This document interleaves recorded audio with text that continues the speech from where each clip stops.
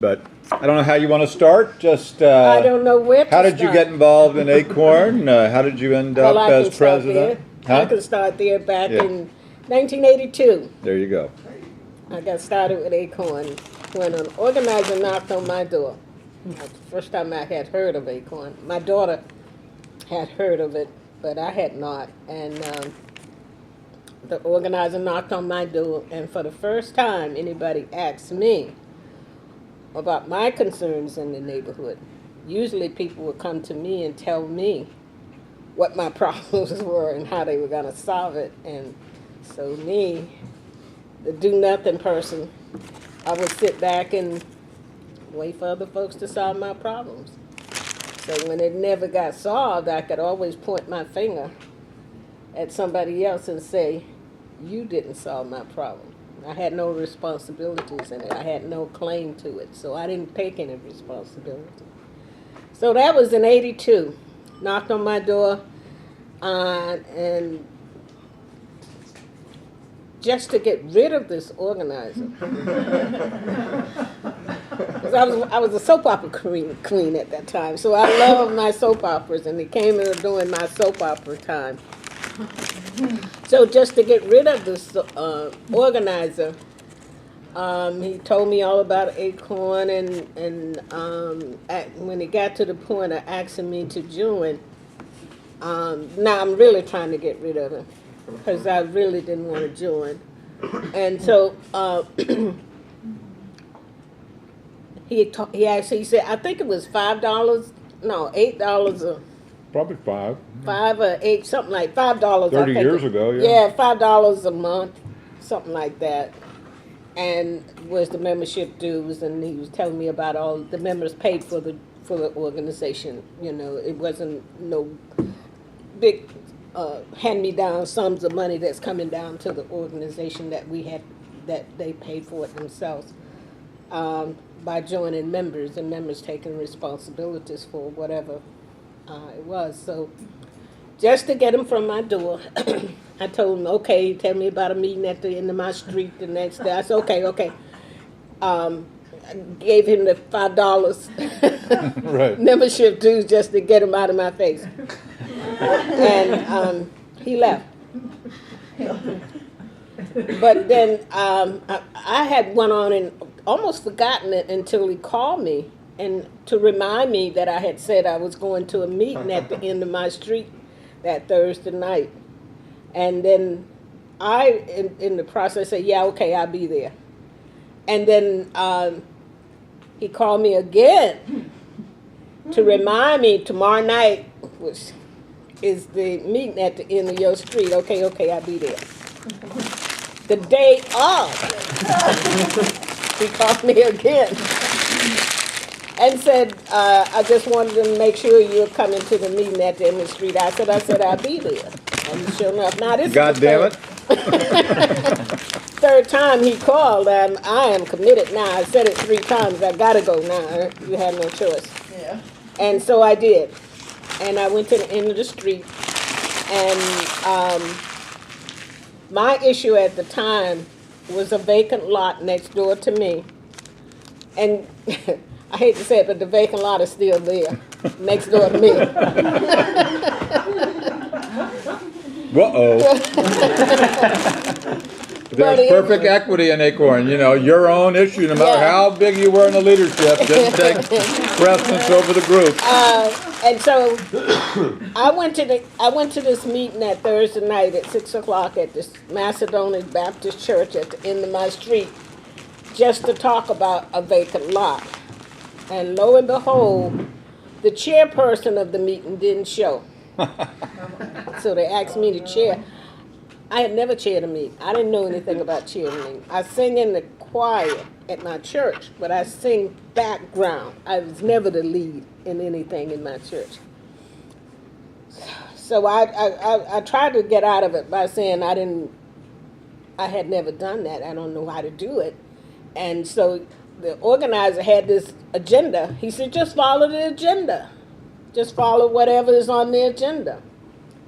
And so I let him talk me into it. I became the chair of the meeting that night, And when we had our election, they elected me the chair of the group, of that particular neighborhood group. So I did that. I worked on that from 1982 until 1983 or 4 when I was elected by the citywide board to represent them as a delegate to the national board. So I went into on the national board. On the national board, I think my first or second year on the national board, I was chair of the budget committee. I became chair. The national board elected me chair of the budget committee. I stayed at the budget committee, and then I became regional. What do they call it? Regional rep. Regional rep, yeah. Yeah, I was a regional rep, which meant the Northeast region. I was that for, I don't remember how long I was there. And then the president of the organization was stepping down, so the position was going to be open for members to run. And I ran. I remember my first letter to the whole national board telling them that I was interested in the position and I would like to have their vote, and I was running for National Acorn. And so in 1989, let me back up a minute. And before that happened, I had applied for a Bannerman Foundation grant, which means that I would have to take off 6 months from my regular job and devote time to whatever. But I chose to devote my time, the $10,000 that I got from the foundation, to Acorn. So I devoted my time to Acorn and was traveling all over at that time to campaign for the position of president. And I don't know how many people were running. I just remember. I don't remember that there were. What, did you have opposition in the first election? I don't remember. If you don't remember, you probably didn't. I probably didn't have any, but I did get the position, was elected the position of Acorn in 1989 and national president, and I served in that position from 1989 to 2010 as the national president of Acorn. The real truth is Maude only had opposition the last 3 elections. Yeah. That I was there, 2008, I guess, 2006, and 2004. They Yeah. were 2-year terms, and it was only then that you started to have opposition, yeah. and the numbers got narrower. Yeah, yeah. And then my last, in 2010, I forgot the guy's name, from out of Delaware, ran. Yeah, I was gone by that Yeah, time. and We were all gone, so yeah, we don't know. After 2008, you'll have to tell us. Through 2010, a guy from Delaware ran for the office of president and won, which was, I had already said that was it for me. I loved what I was doing, but it was really beginning to be just too much. I was going through too many personal problems within my personal life. And all the problem that was going on within a national Acorn was just a bit much for me, so I stepped down. Because by that time you had the Acorn 8. Yeah, Acorn 8 was the trouble spot. You might want to tell people, what was the Acorn 8? There was a group of people in Acorn. Hold on, can you give me 1 second before you start describing this? I should tell you while he's taking his second. So you know how there are a number of different groups trying to do documentary films on sort of what I call Acorn Past, Present, and Future. 2 of the filmmakers have combined their forces into one effort, and this young man was recruited just to take footage of this meeting because they're getting closer and closer to getting finished. A guy named Nick Tyler from Toronto, and a guy from New York named Joey Carey. So. And Well, what but are they let's gonna say do? we can blackmail. If you say anything too far out, I we've know. got you. What are you gonna We do got with you on this YouTube. film? We got you. Got me Yeah. everywhere, huh? That's right. If you haven't gone to jail yet, you're probably Well, I okay. haven't gone yet, but I keep waiting for the knock on the Yeah, door. and it's coming, sweetie. It's coming.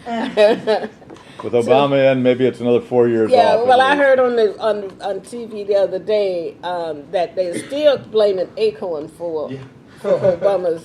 But only 49% now, the Republicans. okay. So it's not a majority like it was Okay. last time. We're going the right direction. Yeah. Mccain is still after us. That's right. So what was the Acorn Eight? Acorn Eight was a group of people that after the you mentioned the what they call embezzlement.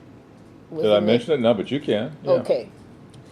Well, there was rumors that it was some embezzlement going on within Acorn, meaning somebody was taking money and stuff from Acorn, and it was a group of people. It was 8 of them actually from various states. I think it was D.C. was the A woman from Minnesota. Minnesota. I think. Yeah. The old state chair in California. California. Yeah, I don't know who all. It was 8 of them actually total. It was more than that, but 8 actually was the one they called it Acorn 8. They actually did, and they was trying to get to see the books. That's what the original thing started, and they took us to court. They came in one day to our national office to see the books, and they wanted to see the financial books. Well, the guy that ran the financial office didn't know them and wasn't about to let them in to see any books. He hadn't gotten any word from the national organization about that, and he wasn't about to let them see any books. Well, Besides that, they came in with outside people. It wasn't just board people. No. It was some group of accountants or something from D.C. who supposedly were trying to get the CCI business. I like forgot I say, the name of them. I don't know, but they were outside people. You're right, and they was going to try to get our financial records. They couldn't get them. He wouldn't give them to us. So that Monday morning after our board meeting, they went to the courthouse and filed a suit against themselves. I said, that's what I said they were doing. They filed a suit against themselves. And they took it all as far as they could take it.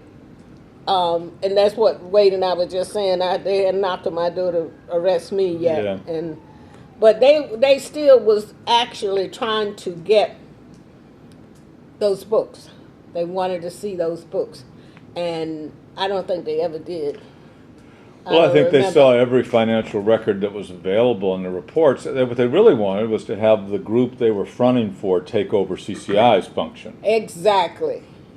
And this was some group we had never heard of. I had never heard of. Those are out of D.C., so what's somewhere their name? out of D.C., and they manage, I guess, community groups like ours.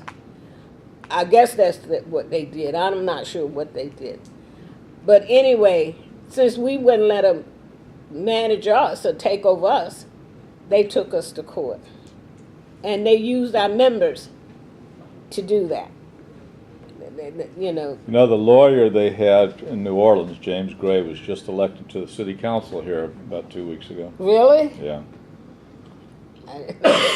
James Gray. They tried to ask A Community Voice, which is a former New Orleans Acorn, to work on his campaign. So Helene, with the service employees, Helene O'Brien, reached out for them and said, would they be willing to manage a field campaign? And we still share offices. And I said, I really don't care what happens, but nobody in this office is ever going to work for that son of a bitch. Yeah, I hope not.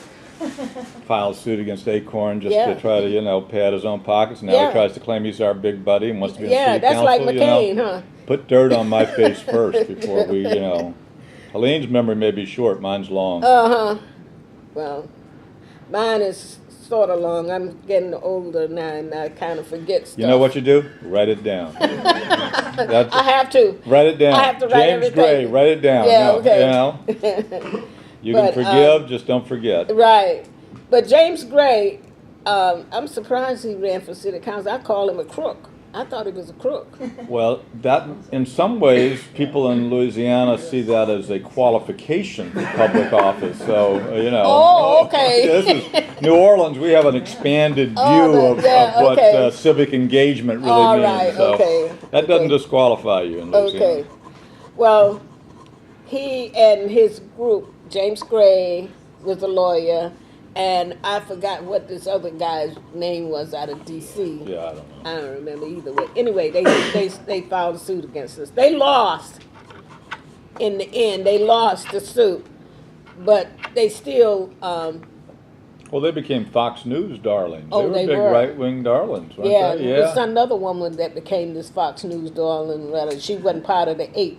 Yeah, but that was the woman that Zach had fired for illegally using credit cards. She was Yeah. working for Project Vote. Project Vote, Anita. Estrada. Huh? Anita Moncrief. Moncrief. Anita Moncrief, who I swear to God, I've never met, but I I think never met Zach her told me either. she was at one year-end meeting right before the end, the last one that I was at, but they found her padding credit cards, so they had to fire her. Well, then, as soon as the Acorn 8 and all this stuff becomes big Fox News stuff, then she becomes a whistleblower. Yeah. She wasn't, and you know, how you can both, in the articles they would say, and she was fired for credit card abuse, but she's a whistleblower. Yeah. Man, is And there it a got co- over. you know, how do you put those two? I don't know how you did I don't it, know. but I don't That's know, but Fox they did News. it. They don't Yeah. really, the They don't- contradictions don't They bother don't them. care. No. They don't care. And Fox News was the one that put this, before that could go down, before that could get resolved, the other issue came up where they had these prostitute and See, I was gone by that. Look over that direction. okay, Don't look at this okay, direction. I keep forgetting. I was gone by then. I keep forgetting. No, That's okay. I was just reading the paper, you know.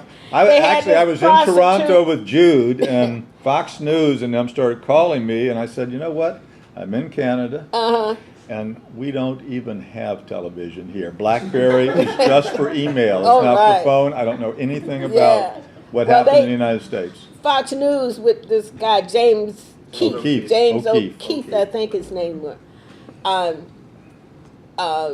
Came out of, I don't know where he came from, but he was Maryland, that's where he came from. yeah.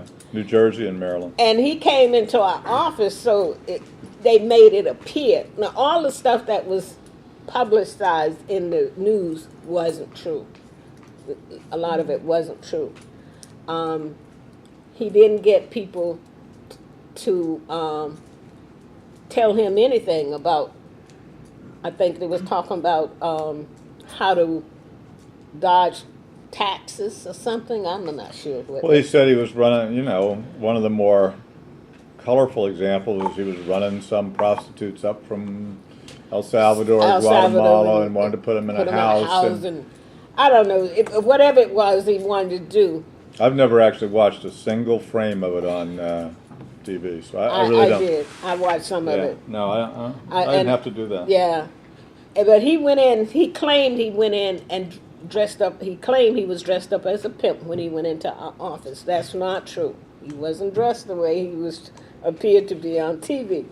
We had some very smart film people that could go in and see what, and take those film and see where they had splashed it and did all this stuff to it.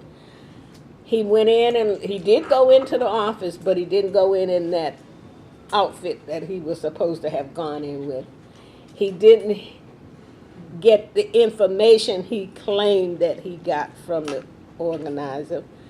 In fact, our organizer called the police once they left and reported them as being traffickers. What do you call them? Yeah. When they bring, Traffickers. yeah. So they went in and reported that. The staff did. You mean that was in San Diego or something? In California, right? And so it was a mess, and things just started snowballing and just going on and on until by that time I had forgotten. I just tried not to take it all in because I was dealing with my own personal issues at that time, and I couldn't keep up with all of that because it was just overwhelming for me.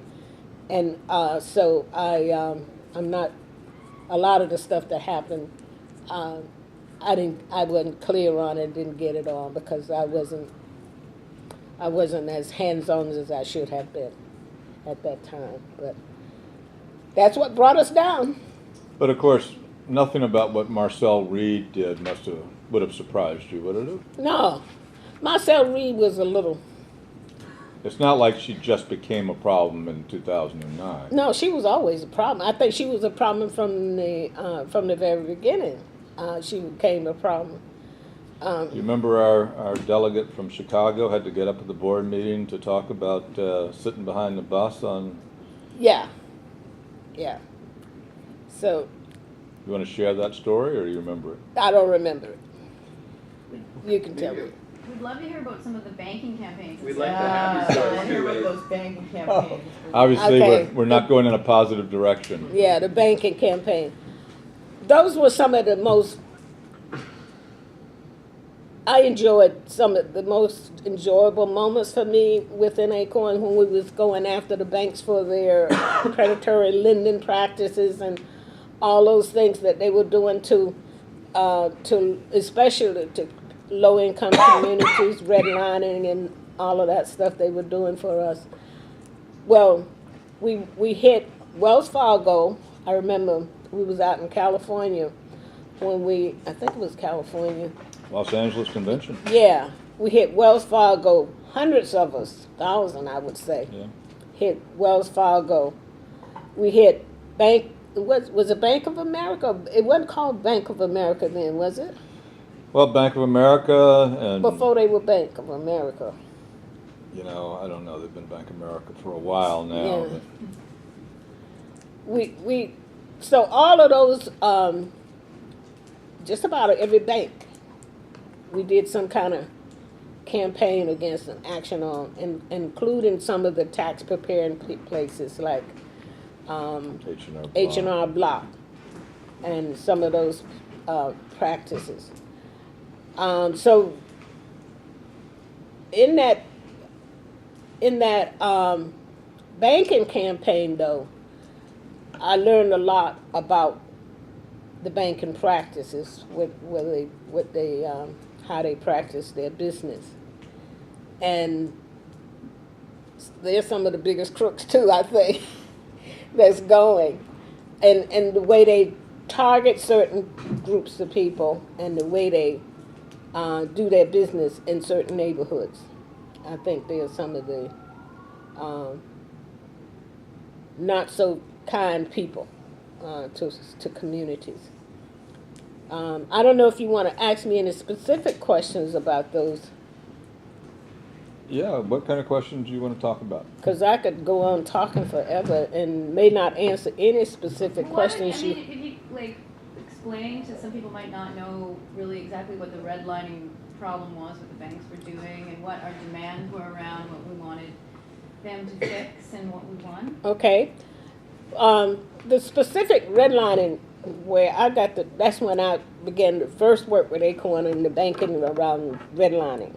They actually put a red line around certain neighborhoods. It was just not a term, redlining. They actually took a certain neighborhood, and my neighborhood was one of those neighborhoods, that they would put a red line around, and they would have banks, branches in our neighborhood, but they wouldn't lend in our neighborhood. We couldn't get a mortgage, we couldn't get a credit card, we couldn't get any kind of financials except go and deposit your money or whatever you were doing that way from the cashier check or whatever. They put this red line around it. And so we went in, we wanted them to first of all, remove that red line from around our neighborhoods. And anywhere you had branches in our neighborhoods, we wanted you to lend. We wanted the banks to lend within those neighborhoods, lend money to mortgages or just a loan, whatever the loan was. And so they we fought them tooth and nail. They finally did that. They removed the red line after they didn't move it voluntarily. We sat in, we demonstrated, we went to the media, we did everything that we could do to get them to remove that red line from around our neighborhoods. They did. And finally, for the first time, people in our neighborhood could go to a branch in that neighborhood, a bank in that neighborhood, and get a loan. And we was trying to, and we did, get them to be able to provide mortgages to people in the neighborhood. That was a fight too, because they didn't want to provide mortgages in the neighborhood for people in the neighborhood. Not that they wasn't qualified financially to purchase it. They could be they could have all the money financially, but because they was either a certain color or was in a certain neighborhood, they couldn't get a loan from these particular banks. And so right now that's changed somewhat. It's changed a lot, actually, because, well, I had already got my house, so I didn't have to go through the problem of trying to fight them to get my house. But I did refinance with one of those banks once we got them to loan in our neighborhood. I did refinance with Bank of America, and got a pretty good interest on my loan. So out of that campaign in 1977, ACORN was part of a broad effort to pass the Community Reinvestment Act, CRA, and part of the companion to that act was the passage of That was before my time. well, not much, No. I mean, because the home mortgage disclosure, Oh, yeah, HMDA, yeah. which then gave us the statistical information to be able to prove redlining existed, because you could establish which, racial groupings, sexual groupings, other things that were part of unallowed discrimination were happening in lending. And so that passed in 77, started to take effect in 78. The first hearing challenges held by the Federal Reserve, which is the body, the financial banking body in the United States that represents this, was in St. Louis on Boatman's there, that Yeah. became part of what a number of ended up as Bank of America, and that was in 1970. First hearing was, I think, in 79. Then a second hearing was in Louisiana around what was Hibernia Bank, which is now owned by Capital One, around racial discrimination in New Orleans. And gradually then the banks, this window opened that, and interest rates were very high at that particular time. So if you were involved in opening a branch, merging with another bank, or any new initiative by a bank, that opened the window for an examination of your CRA record, which was required to be on file. So a challenge under the initial regulations of CRA sometimes could hold up one of those mergers, and with interest rates at 8, 9, 10%, et cetera, that could cost tens of millions of dollars, hundreds of millions of dollars at that particular time. And we You did can't even hold up a believe few interest rates mergers. back then. So it ended up that in the 1980 convention of ACORN in New York, where we did the big $1,500 break-in march at Citibank down Park Avenue and took everybody in, they had to weigh whether or not it was easier to fight us or to try to figure out a way in these negotiations to come to some accommodation. And those accommodations under those agreements that were gradually forged in the early 80s, 81, 82, when Citi started, it became more effective for them to actually facilitate home ownership in our neighborhoods as opposed to fighting us as we delayed more and more mergers and went back and forth. And then in Maude's time, as she relates, as we started loan counseling and home rehab programs, the default rate on the ACORN portfolio was less than any other portfolio of any other income group. So when we'd have the yearly monitoring meeting, fewer people defaulted on a home mortgage gotten through the Acorn housing system, then Then they're the 1% whole- yeah. or they're 50%. So then they sort of had to bite their lips. They were actually, I said, gee, this is terrible. How do I explain to my mother I'm now making money for Citibank? I mean, I don't know if I could ever go home again. I'm just so embarrassed, frankly. I'm on the other side and I'm making money for these bloodsuckers. But that obviously changes the nature of the negotiation. When our loans are making them money, it was hard for them not to say, let's expand the program. And for those of you who've read Citizen Wealth, of the number of houses, we probably were responsible for 7 million families buying homes from that early 80s period until 2007 when Yeah. the crisis When occurred. the crisis really Yeah. hit the fan. So Then it's like, farmers, your land rich and dirt poor, so if you already had a house and it paid it off, you still have it. But if you were just coming into a house at certain interest rates or at, adjustable rate mortgages, and then one of the last campaigns we did was with AmeriQuest and Option One and Yeah, all yeah. the, and of course Countrywide, Yeah. that did all of the, dirty stuff. well, dirty stuff, as Maude calls it. They, become famous now, and of course, Countrywide bringing down Bank of America. So there Yeah. is justice. The law, arc of justice is long but true. Right.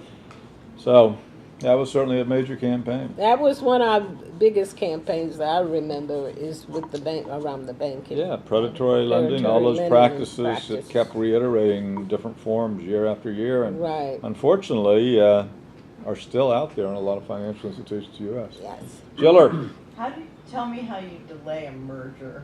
That's like, See, Well, you had to satisfy the Federal Reserve had to be satisfied there wasn't a CRA violation. Now, in the 35 years since CRA was passed, it's been, as you can imagine, the power of banks and the power of Acorn doesn't exist now in the U.S., but those regulations became more and more expansive to let banks, get away with more and more. So, frankly, the regulations now in CRA as administered by the Federal Reserve are fairly toothless. So, eventually, over the last 10 or 15 years, we couldn't win a challenge, and the interest rates were different. But back in those times, when we were first negotiating the agreements over that, multi-year period, we had a very powerful tactic that we could use, and the interest rates favored us. That was a good question. We don't have a CRA in Canada. I lobby all the time that we need one. They, all the Canadian banking system claims there is no discrimination so they don't of have any a community kind. reinvestment. No, they say there's no discrimination in Canada. Oh, really? It's not? Everything is good in Canada. right. You don't have no problems in No? Canada. No. Look at, global warming's coming. It's going to be heaven up there. Wow.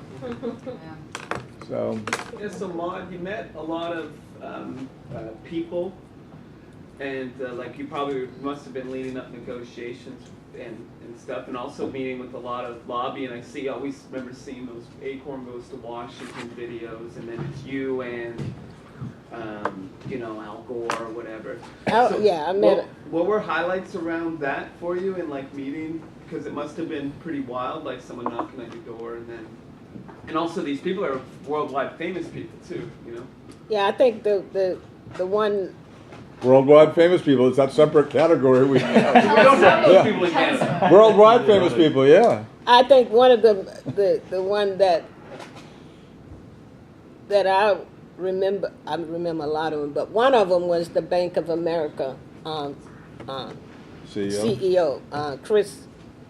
What's this? Chris Lewis? What's his name? Lewis. I mean, Chris Lewis was a lobbyist for us. No, not him. Not that Chris. This Ken Lewis. That was his Yeah, name. Ken Lewis. Ken is, Lewis. He was as the- they now say in the Wall Street Journal, the disgraced Ken Lewis. Yeah. Ken Lewis was the head of Bank of America at the time. I remember we met with him several times, sit down with him, had several meetings and lunches and conversations. He was, Right. and then the other you mentioned Al Gore. I think almost all of the Democratic Presidential presidents. candidates, yeah. You met We Obama met when him, he was, and Obama, pictures with him. And some of those that didn't win, like Well, most of them didn't win. Let's be honest about right. that. So I met it's just so many people that I met doing. Well, I still have a picture of you next to Bill Clinton when he Bill was campaigning in Philadelphia Yeah. at some of the houses we spotted. It's Yep. one of those murals in my office. I know Jude's seen it. Yeah, Bill Clinton. And not only did I meet with him when he was running for president, we had an annual meeting with Bill Clinton in his office in the White House. Wow. Every year we met with him around whatever issue we were. There were always plenty of issues. Yeah. But Bill Clinton was, I think he was one of the president that we met the most with. Well, he was from Arkansas, and the He trajectory of his knew work us. went back to, he used to put his feet on my desk in Little Rock in the office. And Yeah. we used to have to get him out of the Fayetteville office so he wouldn't bother the young organizers. And, there's a lot of stories we just don't tell. Yeah.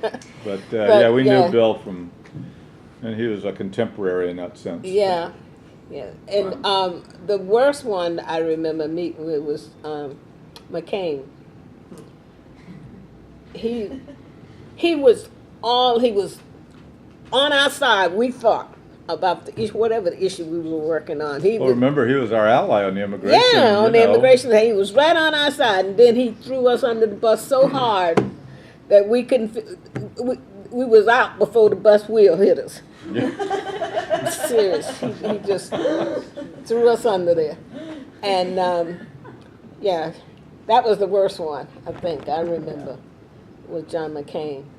And as I made the statement, that John McCain was on our side before he was against us. And I don't remember anybody else being worse than John McCain. It's all a matter of personal preference. And how about Jesse Jackson? Did you remember Jesse Jackson? I remember how could you forget Jesse I'm just trying to help them out. Yeah, no, I'm just... Jesse Jackson, I remember him. He ran for president. Right. In what was year was 1988. that? 88. And he ran several times, but Yeah. that's the year that we Yeah, finally endorsed him. We endorsed him in 88 and finally went on and had a caravan. Caravan for Justice. Caravan for Justice. Bus on the T-shirts. Yeah. And the Caravan for Justice, we had, that's when your daughter was, Yeah, my She daughter was went 4 on half years of the old, trip, 4 or and my 5 years old that son, time. my son went on the other half. yeah, and we was coining the term of door knocking fools. We knocked on so many doors. His daughter said, I had a little song that Danae would sing about, we're door knocking fools. yeah, We had this one door in this community in southern Arkansas, which is actually 100% African American, and somehow Maude and my daughter Danae and I were on the same team, and she was just 4 years old. So, we go to it's one of these sharecropper kind of cottages, so you go and you hit on the outside, but half of the screen was torn off. So Maude and I are here knocking on the side of the building. My daughter, 4 years old, I said, walked right through the open screen and said to him, "We're here for Jesse Jackson." right? So from then we were door knocking We were fools. door-knocking fools. She was talk about getting in a house. She was in the house. We were on a porch. Danae was in there. That's We're right. here to get you to vote for Jesse Jackson, That's 4 years right. old. That's right. So she cut her teeth on. Yeah. Oh organizing. yeah. Oh yeah. That's right. Yes, indeed.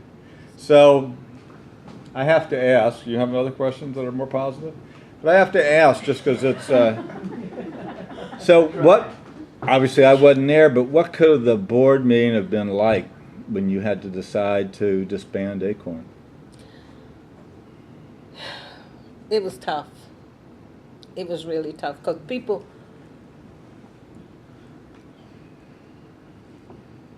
that was their organization. They understand. owned it, and it was like losing and I tear up right now thinking about it.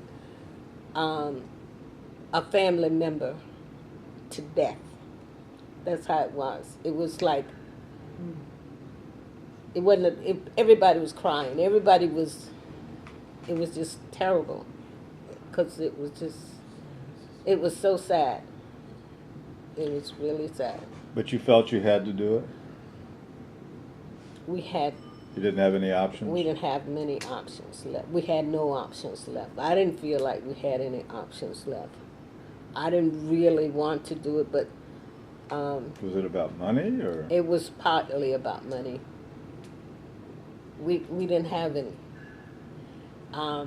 The funds that were coming to us, because of all the publicity and all that stuff, that dried up. We had no. In fact, people was coming after us for money that we didn't even have.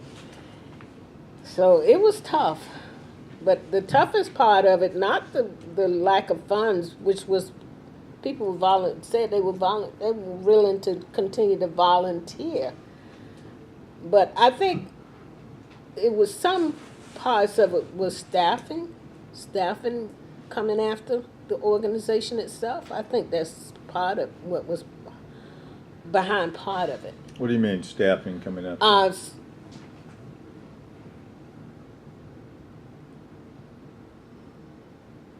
People on the staff? On ex-staff, I should say. Oh, okay.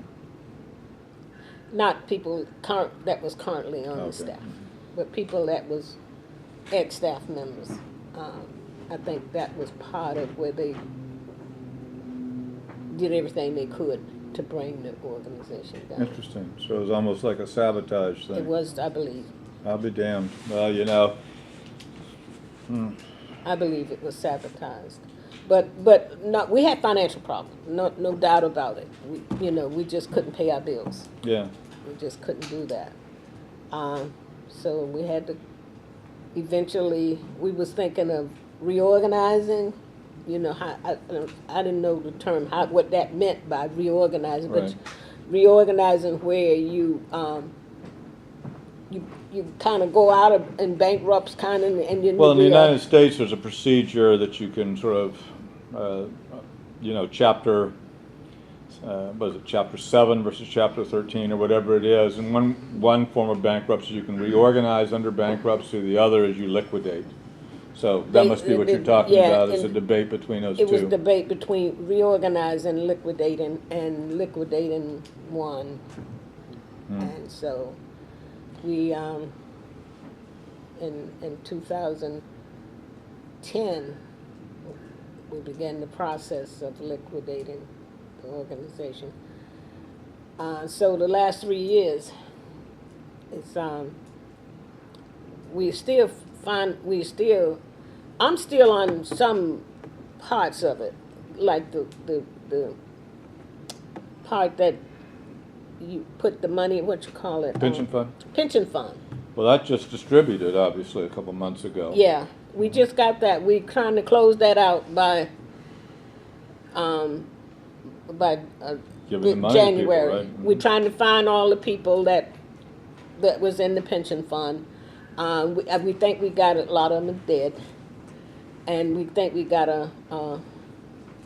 got just about everybody. Maybe one or two people that we can't find, and we have to put their money into some kind of a trust until they can be found. But so it's gone now. It's everything is over, and I still get sad and teary up about it. Well, and there's not a week that goes by that I don't hear from somebody, who's an ACORN member, wants to see how they can reorganize in blank place. Yeah. I saw a hand, no? Construction. I heard from Mildred Brown. Oh, how's she doing? She's back in Philadelphia. She left D.C. She said she couldn't afford to continue to stay there. So she moved back to Philadelphia with her daughter, I think she said. So she's doing okay. Mildred Brown was the president of ACORN, who immediately preceded Maude in office, and her daughter used to work as an aide for the congressman there. I forget his name now, Ways and Means. So. Yeah. So good. Well, Philadelphia, that's a good city, so there you go. Alex, is that a finger? Or a stretch? Stretch my Or just a finger. Facebook like? From your perspective, I mean, what are some lessons that we could take away from what happened to Acorn and how it's dealt with? Some lessons.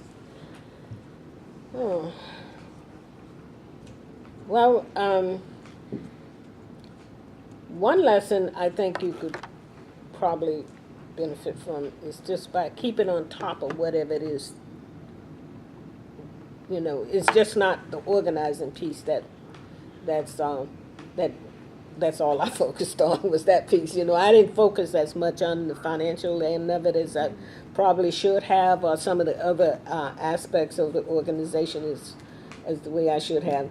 I think I think you need to keep on top of all aspects of it because it's so much of it. Some of it could get away from you, and when you know anything, it's kind of hitting you in the face. So I just say keep on top of stuff, and to know that you're doing the kind of work you're doing, it's probably going to be some of the most important work that you're going to do. When you're working with people, organizing folk is not an easy job, but it's more beneficial than anything else that I can think of. Because people think they can't do anything. People always think that they can't do whatever the situation is that's the way it's going to be, ain't nothing I can do to change it. Until they change it.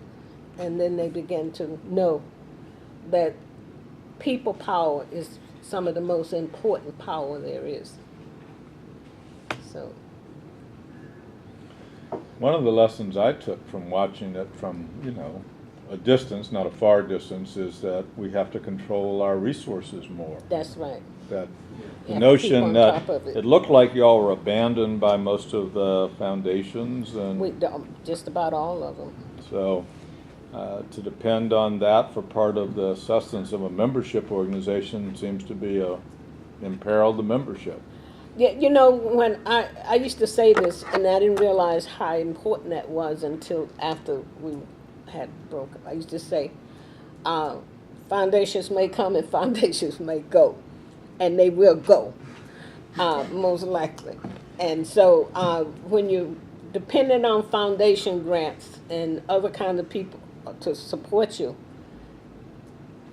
you at their mercy just about. But if you depend on yourself through membership dues, if we had depend more on ourselves through membership dues, getting people involved, I think we probably could have made it better. But Yeah, I think so. we began to rely too much on grants, outside monies. And I think people can use that on you.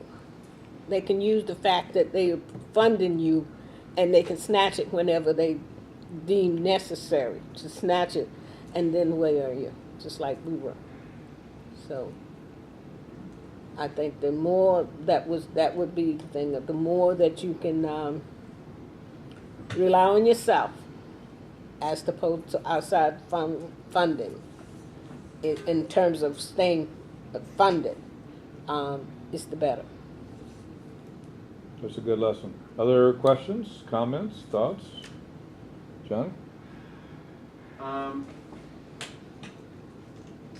Or anybody, I just thought you were about to ask something. No, I want to talk, but this, I don't know.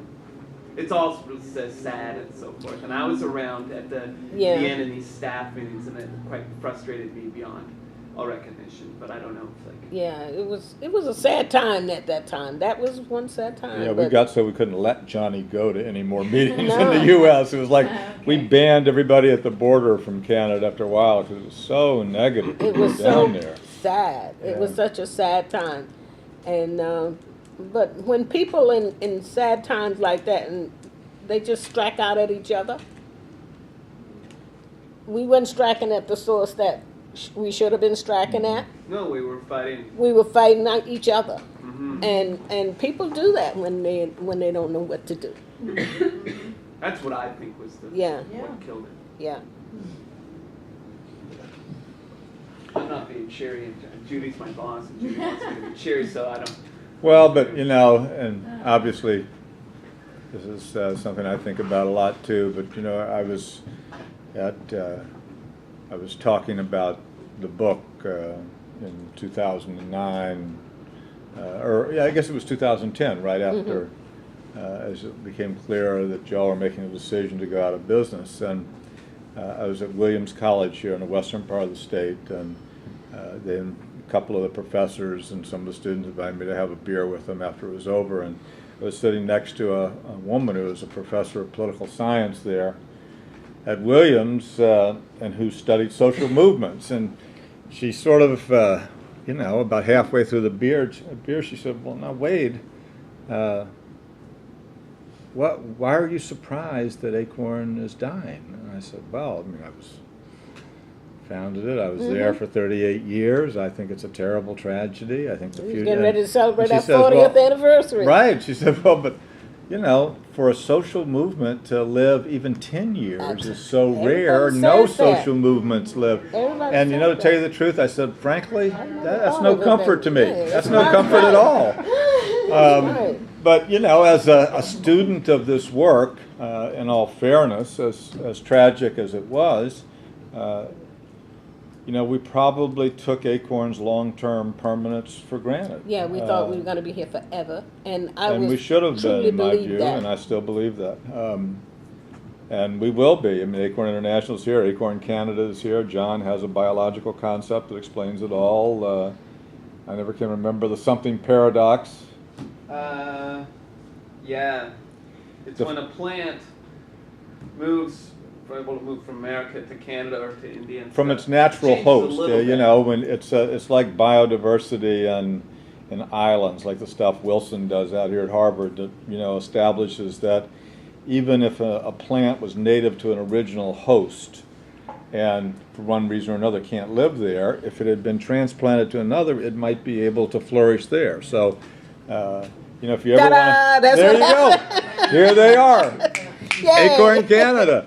And it's feel good to see you here. Honest to God, this is the most, the best feeling I've had in a long time. Well, that's why we wanted to invite Yeah. you here, because Yeah. if you ever wanted to see what U.S. Acorn was, Yeah. go to Canada. Okay. Because that's, Yeah. we still fly the flags. Luckily, somebody, we found one box in our old Union Hall in Baton Rouge. We found some others, and so we Yeah. still, the old Acorn flag still flies all Flies around out- the world. oh, And keep it going. Keep they were it showing going. their year-end reports from BC and Toronto, and there was the Yeah. Acorn flag, one action after another. It's That's just as right. fresh as.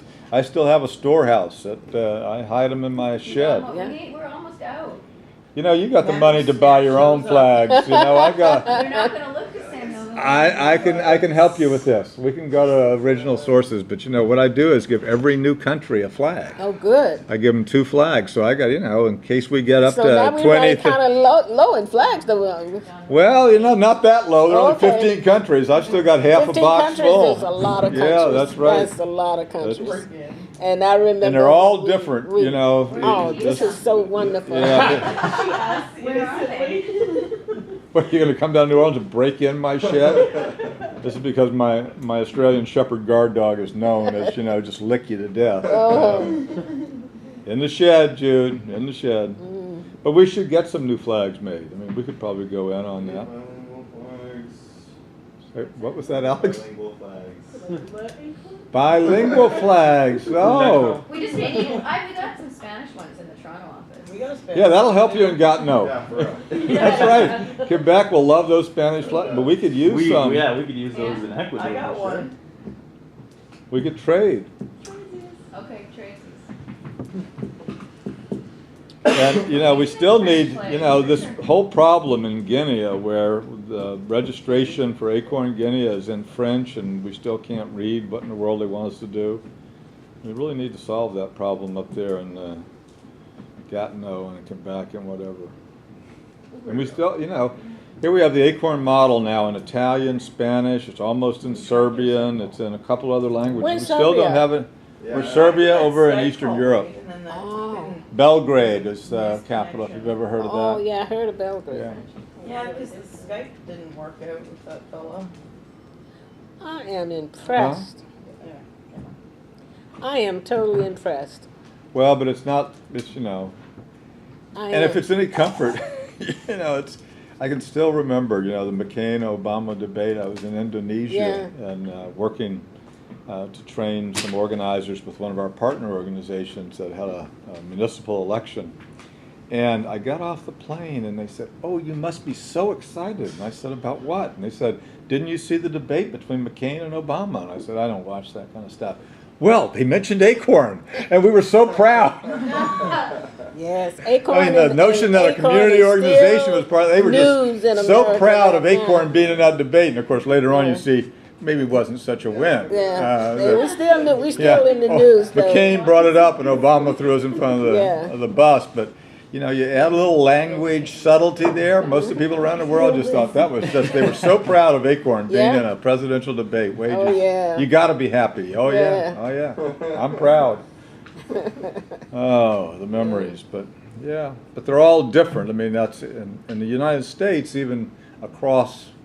Some might be stronger and some were weaker, but you can pretty much always go into an office and recognize it. And the difference in Acorn International is you can go into Canada and you'd still recognize it from the U.S. experience. You go into Prague or Nairobi or even our recycling centers in Mumbai. Yeah. It's all got a different twist. I remember that you sent me all those pictures from Mumbai. Yeah, I did. Back then. Yeah, it's all a little bit different. Well, this I promised Maude we weren't going to keep her forever, and actually I told her she'd probably only be here an hour, and we're already an hour and 35. But I'm this has enjoying meant a whole lot to all of us. It meant a lot to me. And I'm so glad you were It meant willing to so come much by. to me. Thank you. We have two presents.